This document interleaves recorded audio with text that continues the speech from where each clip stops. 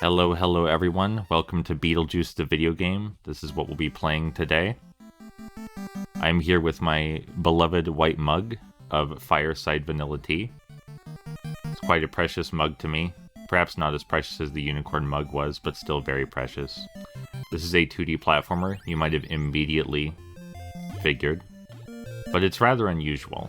It might not seem unusual for this first bit, because this first bit, for all intents and purposes, completely normal 3D platforming.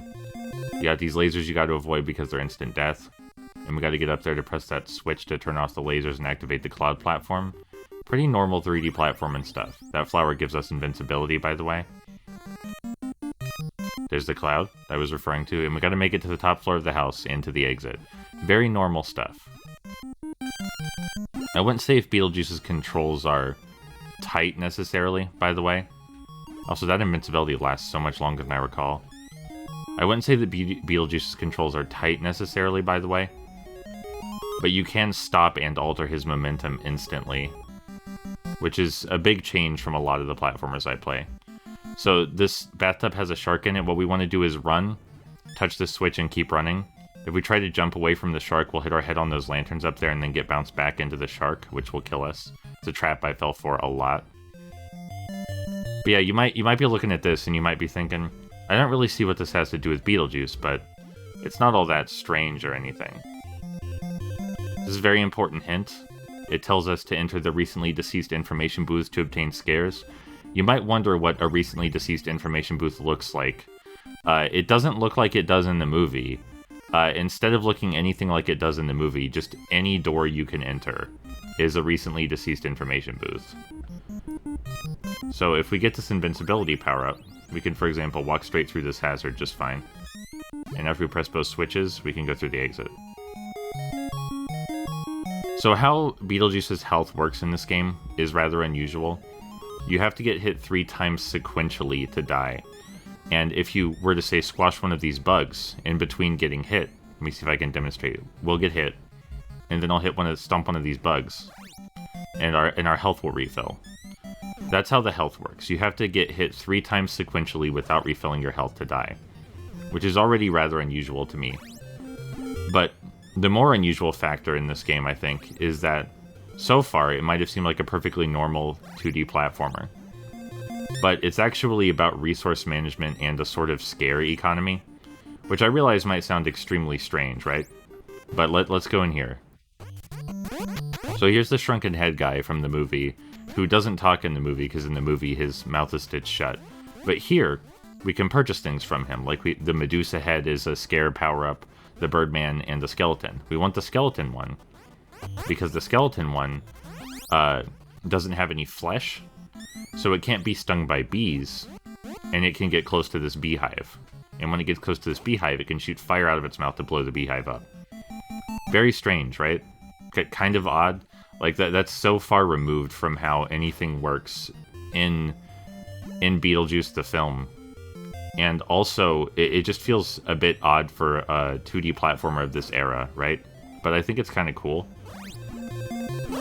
Like, I like mechanics involving resource management in video games in general.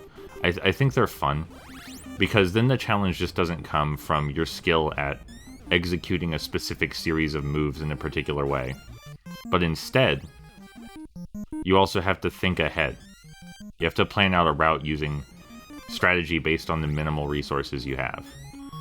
And how you get the points to purchase those scares we bought is by killing these bugs, or we can enter the hole the bugs come from and fight things down here to get those points. And this is obviously much riskier than just squashing the bugs. So it's a very straightforward, traditional risk-reward system. You can stay above ground and stomp the bugs that come out of the hole, which have stopped coming out of the hole for some reason. Or you can go down into the hole and fight a harder enemy, which of course naturally is harder, as I just said. But you get more points for it. See if we can...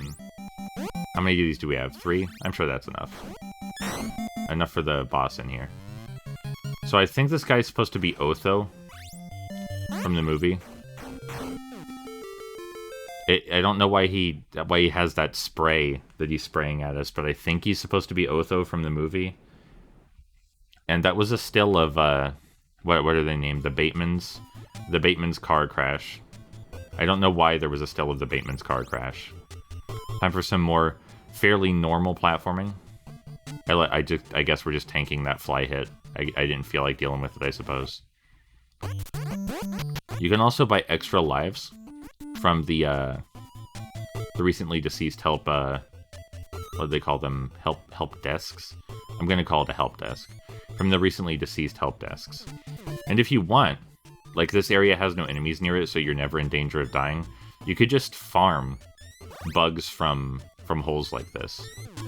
Like you could just stand here for hours and stomp on these bugs to get as many points as you want. Or again, you could go in the hole to fight a stronger enemy. Or stronger enemies, I suppose, in this case. And yeah, that's something you risk, is falling into a pit when you do that. And the enemies do freeze afterward, which is polite. But yeah, no, like now you're seeing the risk in the risk reward right now, right? I'm getting a lot more points a lot faster, but I'm also dying a lot more. And I'm not particularly good at the at hopping from enemy to enemy in this game because I'm not used to the platforming physics yet. So I'm going to fall over a lot. But that's okay because doing that, falling and retrying and retrying, is just part of playing games. You just gotta learn. And eventually, after you become accustomed to the controls, the enemy types, and the world around you, yeah, do the bugs stop coming out after you kill those enemies? That might add another layer to the economy. Hold on, I'm gonna take a sip of my tea. Very carefully.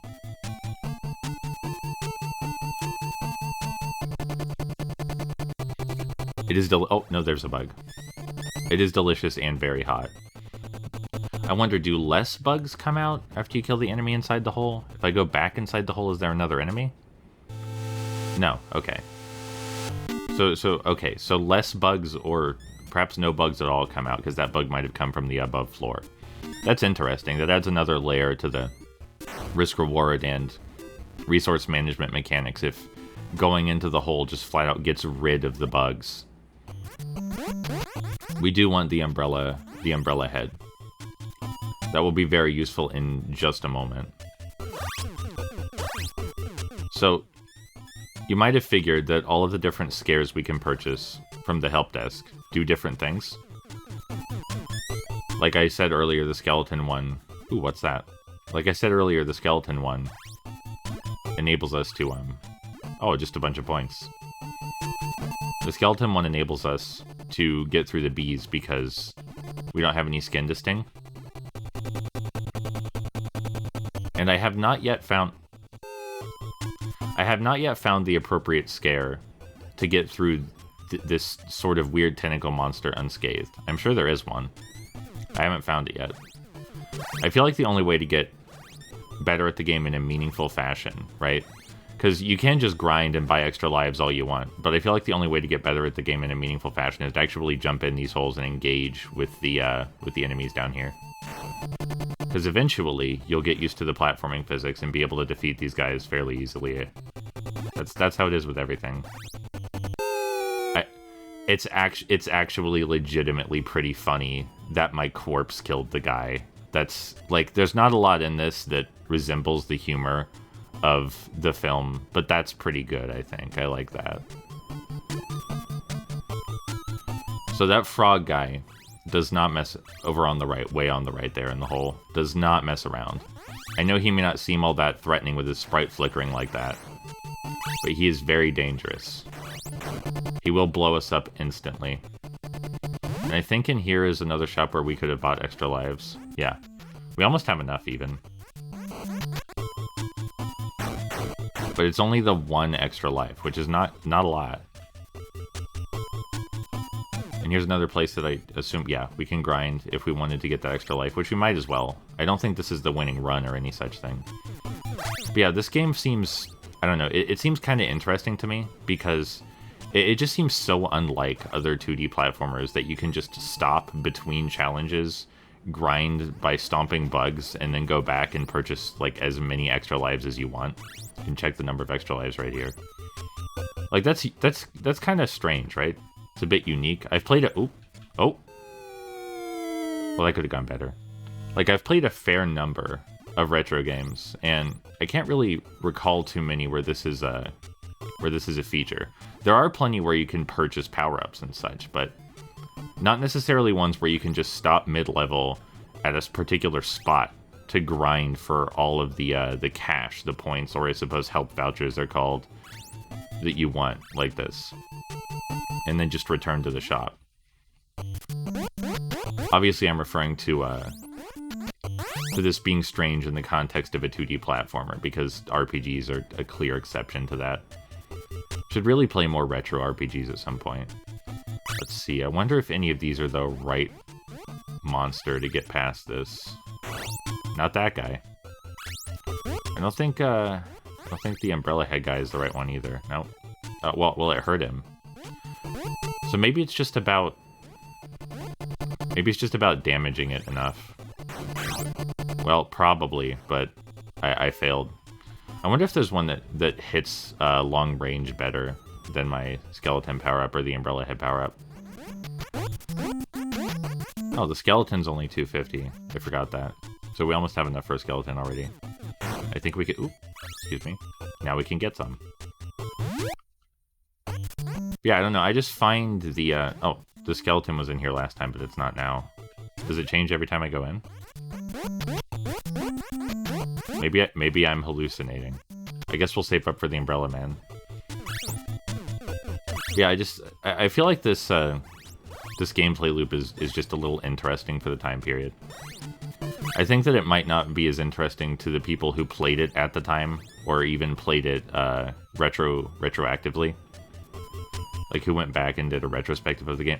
Wow, that's something else. I don't think I've seen this fellow before, but we're gonna try to engage with him. I think I understand what I'm doing.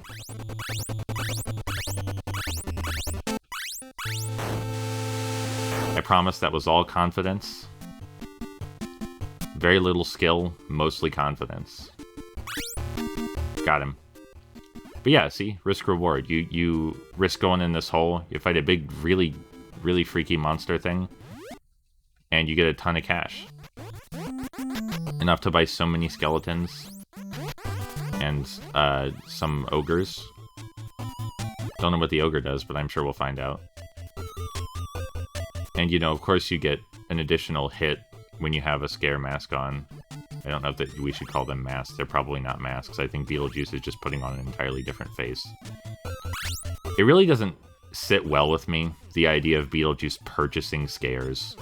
Like, the thing is that, like, the whole point in Beetlejuice is that he's as demented as he is good at his job. Like, those things are directly related. He's incredibly messed up, but that's why he's so good. So, it feels weird, the idea that he purchases his skills. Ooh, another vial that's worth a ton of points over there. But yeah, something I really like in old games that I think... Ooh. Something that I'm a really big fan of in old games that I feel is underutilized in a lot of modern ones is the... Oops. Is the idea of risk-reward gameplay, where you want the reward, right? But obviously, you're terrified that you're going to die on your way there. And so you have to make judgment calls. Is it worth it? And I think that's the real fun in arcadey style games like this. I think we're on our last continue. And how many lives do we have? We have 2 lives. Okay.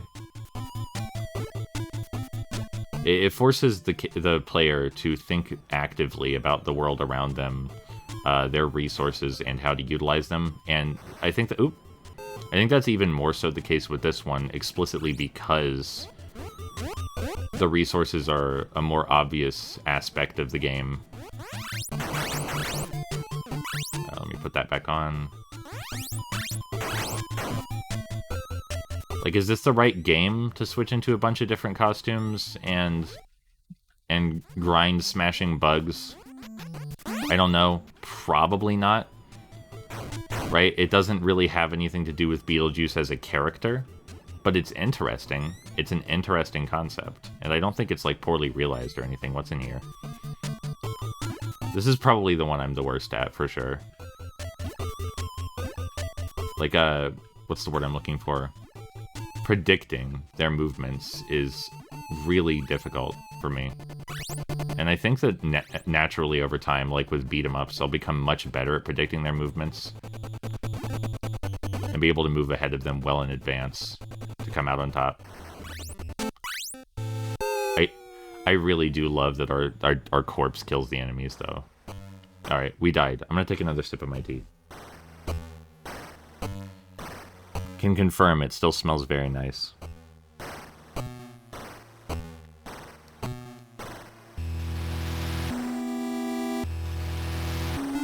Leaves a very, very strong, very pleasant aftertaste.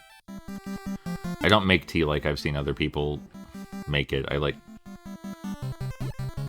it in a very particular way where it's extremely bitter and strong.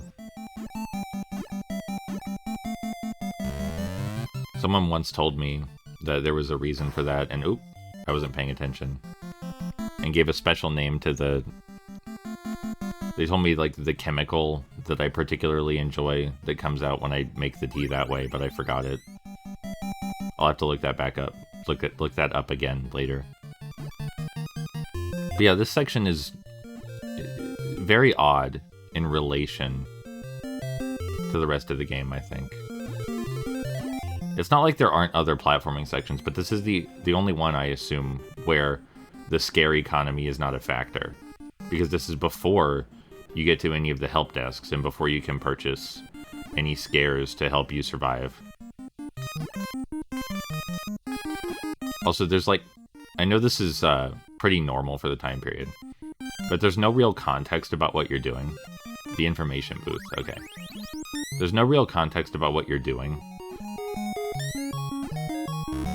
Like, if you don't know what Beetlejuice is, which granted, you probably wouldn't be buying this game if you didn't, but if you don't know what Beetlejuice is, then you have no idea what the character is up to. And that got a little bit better over time. Like, they would start to include a bevy of cutscenes in more modern licensed titles for the PS2 and whatnot to try and bridge the gap. But I thought I had it. But, oop, well, I'm invincible now. So let's try to make good use of it. There we go. But back on the NES, it was just sort of understood that you either had the instruction manual to read the story, or you are right with not having a story, with the exception of things like Ninja Gaiden, where the story was in the game proper. And actually a pretty meaningful story in Ninja Gaiden's case. Another exception, obviously, JRPGs. There were plenty of those. Oop. I guess killing enemies doesn't refill my health, just squashing bugs. That's good to know. Important to remember. Like, I'm definitely not gonna... I'm not gonna blast through the game playing it this way, but I feel like I will... get better at it. Just as a natural consequence of practice. Listening to the design, observing the world around me. Making the most of my choices. Or at least trying to make the most of my choices. I almost had it, I think. Oh. He got me good. So just sort of like taking the mindset to playing games that, you know, you're here to... Oop, especially old arcadey ones, the mindset that you're here to improve, that you're here to listen, you're here to experience and explore a world. And that it's not just to sate my satisfaction, it's a meaningful... It's a meaningful experience. Hold on, I want more tea.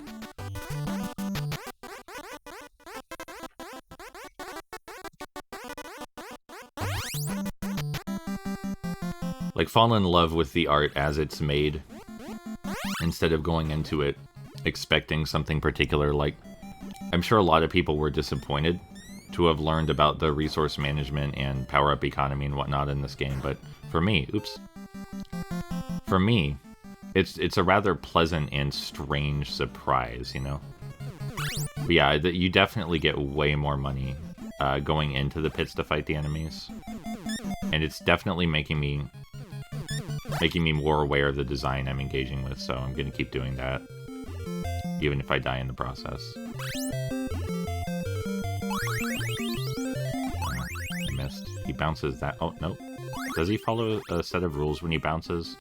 I'm not sure. I'll have to pay more attention. I don't know if it's like the DVD logo that bounces on your screen or something. Sure, I will buy even more skeletons. I have so many skeletons now. Oh, you can't actually enter the boss door without breaking this beehive, by the way. Beetlejuice just won't let you for some reason. That was me getting hit sequentially. The thing that kills Beetlejuice faster than anything else combos. Take another sip of my tea.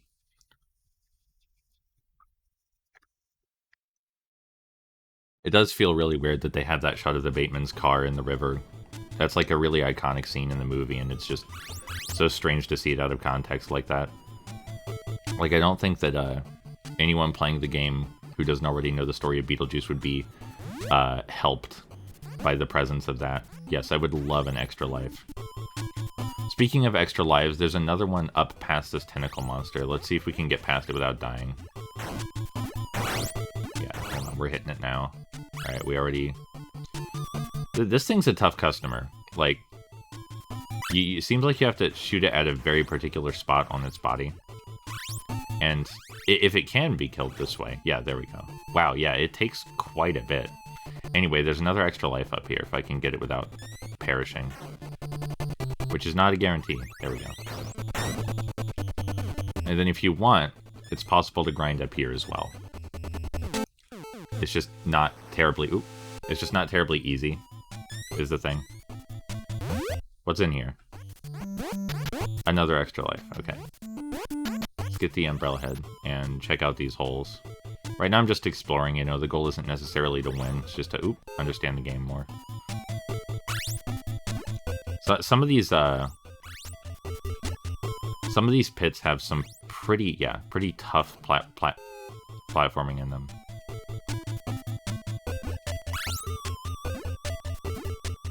Like I said, you can change Beetlejuice's momentum pretty near instantly. But yeah, you could just, like, for example, stay here, kill all the bugs, and then get more and more and more extra lives over and over. There's nothing stopping you from doing that. Got him. I feel like I predicted his movement pretty perfectly that time, but I don't know if that was luck or not. It could be. Could easily be luck. Alright, let's head out of here. Very carefully. Because if you drop off the bottom of the screen, it doesn't matter if you know there's something below the bottom of the screen. You drop off the bottom of the screen, you die. That's how it works in this game. There's quite a few other platformers that work that way. This is one of the more egregious examples, though. A platform can be just a tiny bit off the screen and Beetlejuice will just perish. I wonder what's in this hole. Is it randomized, do you think? I didn't memorize any of the holes from last time. I suppose I'll know if I see that circulating skeleton man again. Drop down here. Okay, that was a good call, but maybe... Yep, alright. Nope. I almost had it. That's what those extra lives were for.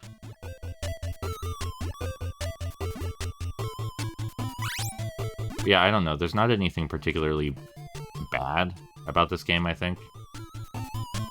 Like, obviously, there's the fact that it's not a great licensed game, which I brought up a few times, but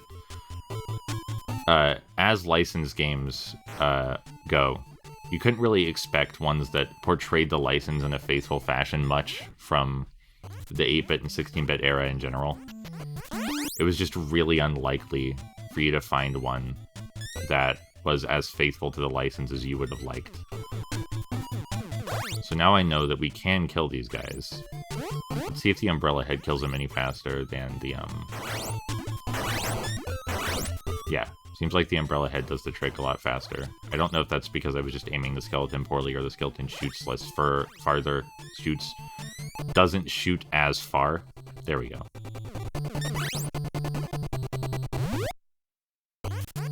But we definitely want more umbrella heads. Yeah, this sort of experimentation with the options available and gradually learning more and more. I think that's really quite enjoyable. It feels like exploring new territory, learning more about not necessarily a culture, but a unique place and time through the art created in said time. Like, I can see why they chose this gameplay loop. It is fairly unusual.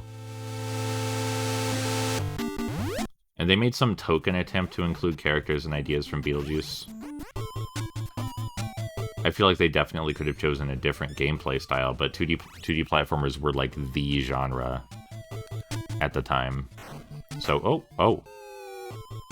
I got juggled straight to oblivion. If you're wondering, you can't leave these holes until you kill all the enemies in them, which adds to the risk-reward factor a lot, I think.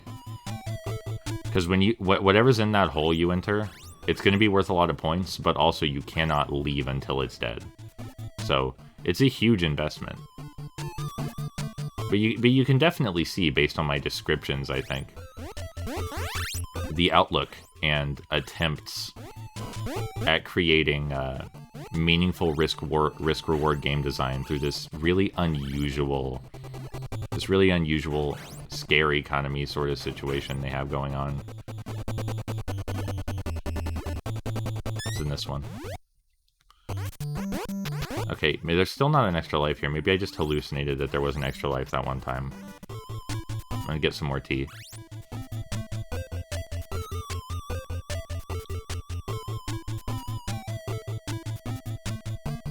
It's cooling down a bit now, so I can take bigger gulps. Get more flavor at once, but it's less fragrant. Is this the one with the spinny head guy? It is, okay, so they're not random.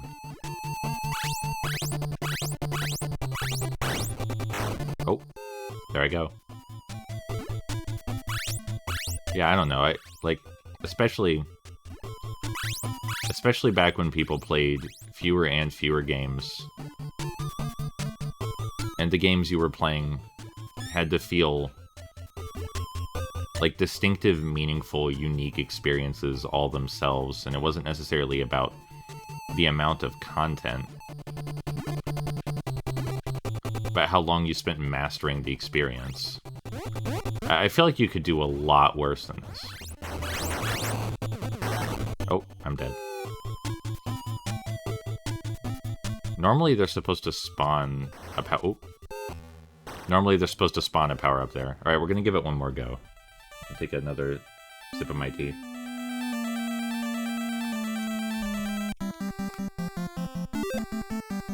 And I feel like this is sort of the part of experiencing retro games that people don't usually get to see, is the part where you're learning stuff. People want to rush to the part where they can show off how exceptional they are at a particular experience, which, you know, I understand why that can be exciting. You worked hard to get that level of prowess, but I feel like people benefit more from seeing the learning stage. In general, I feel like society should place more emphasis on the learning stage of development and less on the finalized ideal product. Especially since I don't think that thinking about whether you're good enough is particularly good for anyone.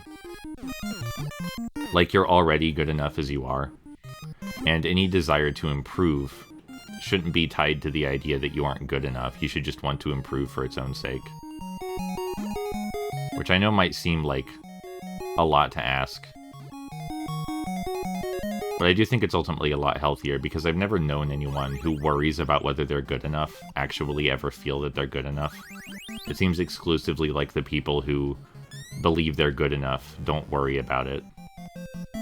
And, you know, worrying about it doesn't necessarily make you improve any faster either, because the additional anxiety can slow down the process quite a bit. Yeah, I feel like I'm getting much better at the game just after these first few attempts. I did know what the game... Oops, didn't mean to go back in there. I did know what the game was about in advance, of course, but I didn't really experience it to any meaningful degree. Oh, I should really start expecting that from these guys. Oops. Walked right off the ledge. Let's see if I can get that without falling this time. I feel like I'm definitely understanding the platform mechanics better. That's the thing about this, is that as much as there's definitely conscious thought in the performance of these video games, there's also just as many micro decisions that you don't actively think about. And one of the things I learned from Let's Playing beat 'em up so much is that being able to put those micro decisions into words is immensely valuable. Okay, gonna take another sip of my tea real quick.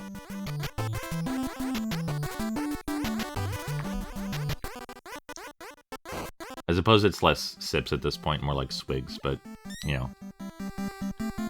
Who's gonna tell me I'm drinking tea wrong?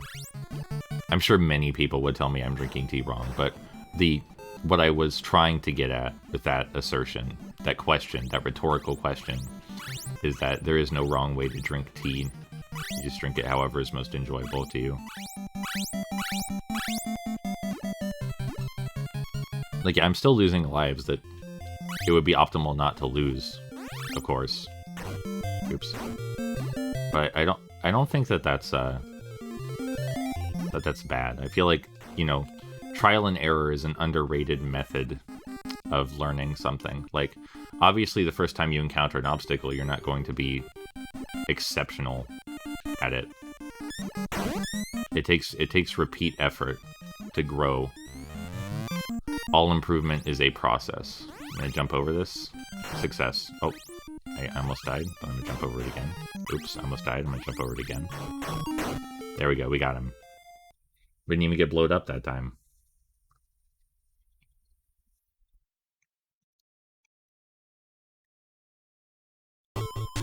There's such a pleasant sweetness to this vanilla fireside tea. It comes after the initial, like, watery texture. Feels like candy kind of erupting in my mouth. I don't know what the ogre does. I guess now's as good a time as any to find out. What other power-ups do I have? Just the ogre? Alright, what does the ogre do? Oh, wow. He seems to have a very significant blast. I wonder how long he lasts or what else he does. Let's buy another one. I guess we'll figure out how long he lasts right now. It's in here. I think I already know at this point. Yeah, extra life. Let's go down here.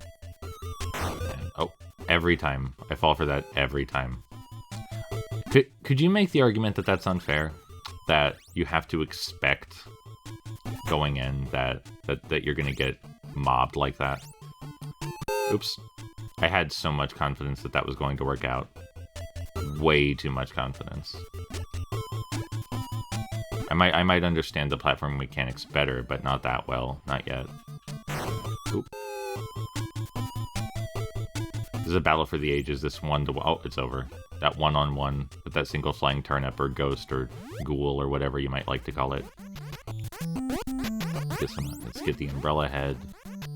And sure, let's get the two-headed man. I don't know what he does. I've never bought him.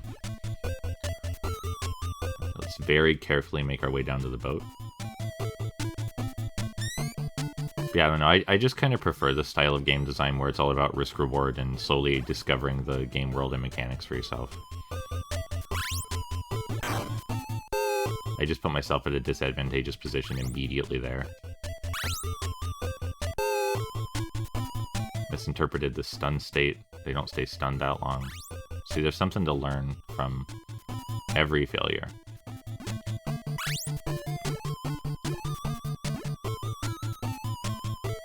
I find it less compelling to play games that are lengthy odysseys, but which, you know, waste a lot of their time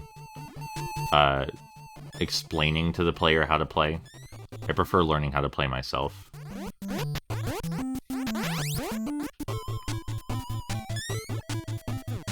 See if I can get my health back real quick.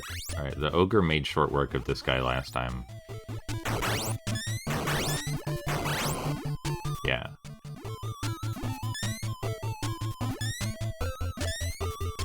I've tried to blast these scorpions and other assorted larger creatures to death many times, and it's never worked. I don't know if that's just because I'm not understanding it properly or what. It seems like the level of power is distinct from how many points you get for blowing up something. Oh, hold on, let me put on another ogre mask. Because I thought the level of points was determined, the amount was determined by the amount of damage you deal, but it rather seems like the points are completely distinct from that.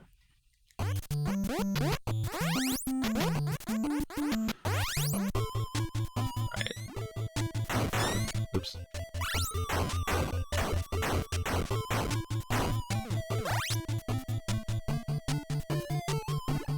Hello, my old friend. I'm here to practice... Oops. I'm here to practice my platforming skills on you. My corpse is really making a mockery of you, though, isn't it? Was that my first continue or my second? I wasn't really paying attention.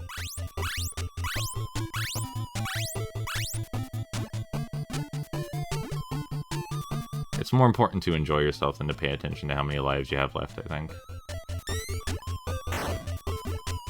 Gotta be on top of the enemy to kill him. And down here, there's that... After the scorpion and little scuttlebug, there's another frog, right? Yeah, okay. Gradually increase my understanding of the layout of each level.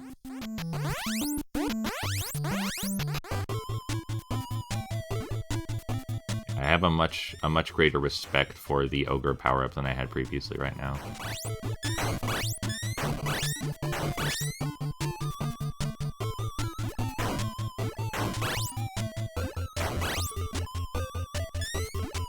Seems pretty hardy, the ogre.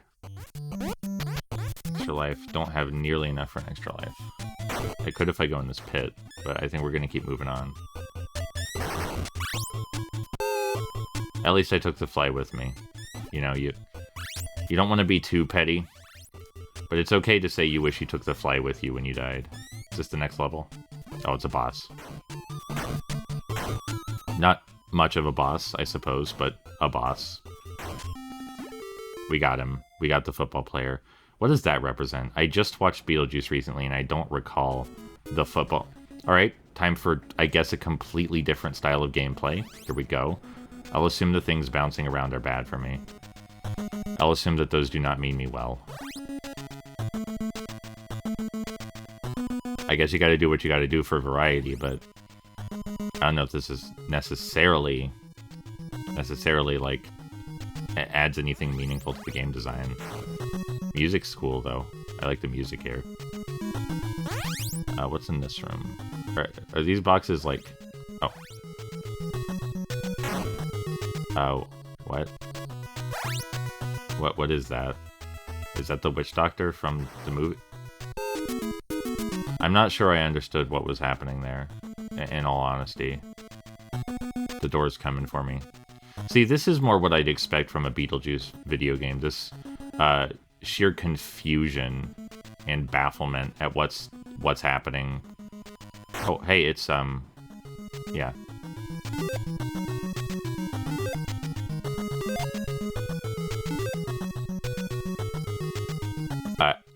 I hate to break this to you, Beetlejuice, but we already did find it in the first level. Oh, we can... What is this? Could we have always thrown those? What? See, this is more my... This is more what you'd expect from a Beetlejuice video game, I think, is this utter confusion.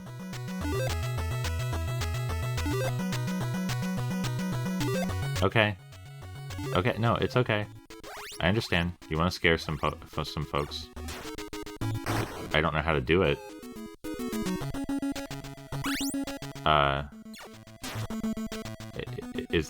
Is this scaring? Did we do it? Did I scare them?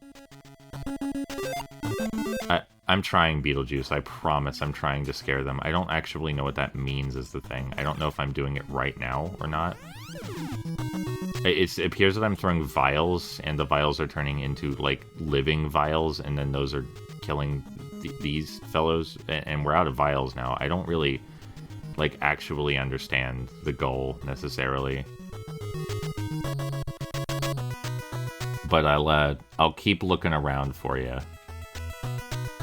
Ideally, I'll find out what you're after. Beetlejuice is a very fickle character. That's in. Oh, I guess we met his desires. I found the book for the recently deceased, ma'am. I don't know if we picked it up or anything because it's just kind of lying there on the ground, but I found it. No, we didn't pick it up? Okay, I'll go back. At least I can see how many lives I have pretty clearly. This is such a strange segment. Is this not the book? I suppose it might not be. Everything I know about game design language is communicating to me that is the book over there, though, so I'm not sure. Maybe if we go back down here, we can get more files to kill... No. I can't do anything from the pause menu.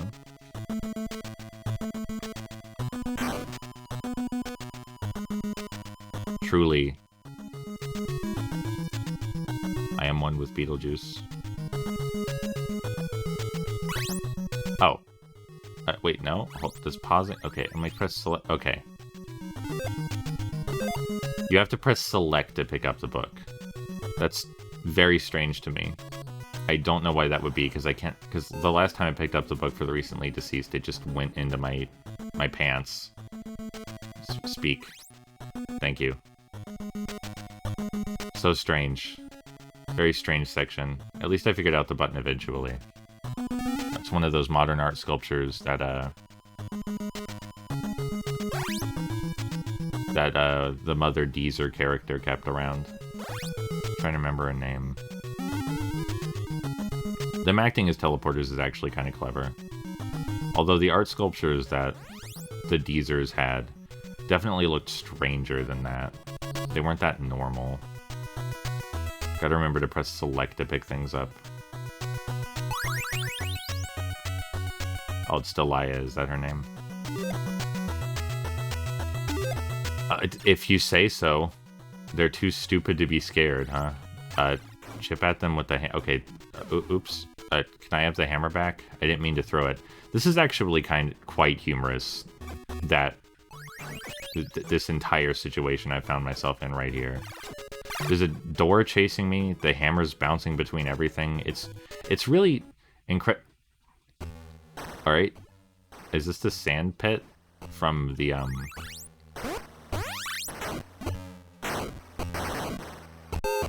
think this might be the sand pit. Alright, well, I'm actually quite pleased that the game got incredibly inscrutable. I thought I was starting to get a grasp on things, but it turned into a comedy at the end, which is what you really want from a Beetlejuice video game, I think. It was fun enough.